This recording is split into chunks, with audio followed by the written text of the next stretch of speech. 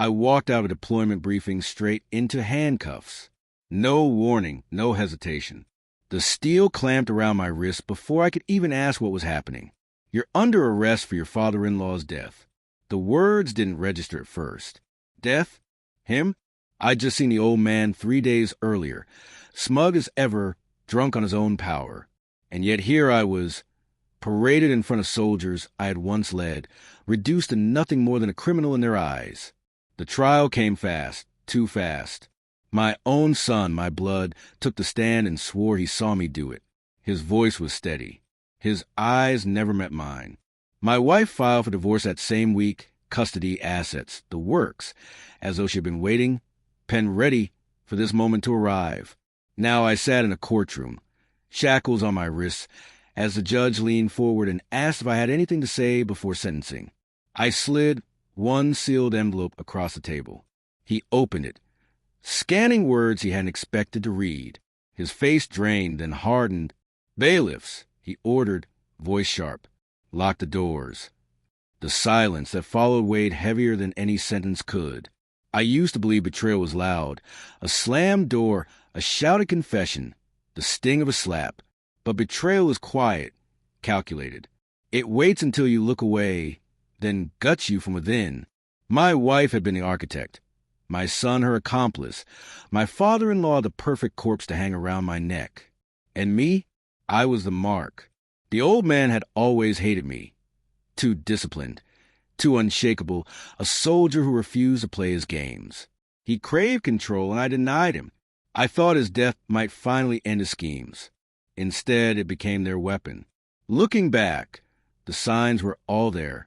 My wife's late-night whispers on the phone, the way she snapped her laptop shut when I walked in, the practiced smile that never touched her eyes.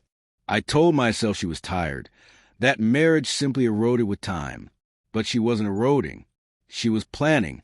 And my son, stood in court and declared me a killer. No flinch, no hesitation. That's when I understood. He wasn't just testifying. He had rehearsed. The betrayal wasn't only from the woman beside me in bed. It had seeped into my own bloodline. The world thought I was cornered. I let them believe it. I ate the prison meals, answered their questions with calm. But inside, I cataloged every detail, mapped every timeline, stored every inconsistency like a blade waiting to be drawn. I requested discovery, witness lists, forensics, paperwork. They assumed I'd never have the patience. But patience was my oldest weapon. The autopsy was too neat. The timelines didn't match. Phone logs showed calls that never should have existed. And buried in a mountain of data, I found it, a bank transfer, motive hidden in numbers, my wife's name, my son's signature. Money moved quietly weeks before the death. It wasn't grief that tightened my chest. It was vindication. They thought they had buried me alive. But in their haste, they left fingerprints on the shovel. I didn't rage. Rage wastes energy. I planned.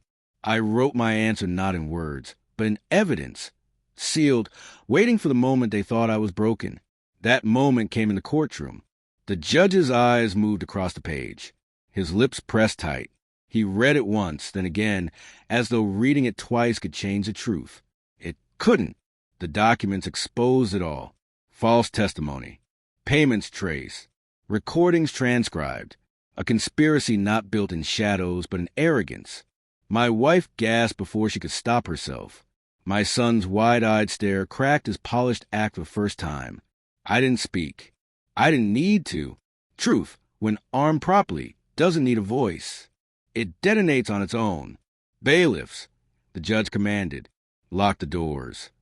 For the first time since the cuffs had closed, I breathed freely. She turned toward me, lips trembling. How long have you known? I met her eyes with the calm of a man who had long since buried his illusions. The evidence lay across the bench like an autopsy of her lies. The affair, the payments, the manipulation of our son. Every weapon she'd forged against me now lay useless in the open air. Her hands shook. My son's mask slipped, fear seeping through. I leaned forward, chains clinking softly. You thought I was blind. But blindness is a choice. I watched. I waited. And I let you hang yourself. Her tears came then, loud, desperate, crafted for sympathy, for mercy. They found none. The trial didn't end with a gavel. It ended with silence. She was led away. My son followed. Steps heavy, the weight of betrayal too late to lift. And me, I sat there calm, not triumphant, not shattered, just free of illusion. People think betrayal destroys you, but the truth is it refines you. It burns away sentiment until only clarity remains. I walked out of that courtroom not as a husband, not as a father, not as an accused man. I walked out colder, stronger, unbound. And when the door shut behind me, I realized the final truth. They had tried to bury me, but I was the one holding the shovel. Thanks for watching. Don't forget to like, share, and comment. Subscribe now to Cheating Stories Insight World for more powerful stories.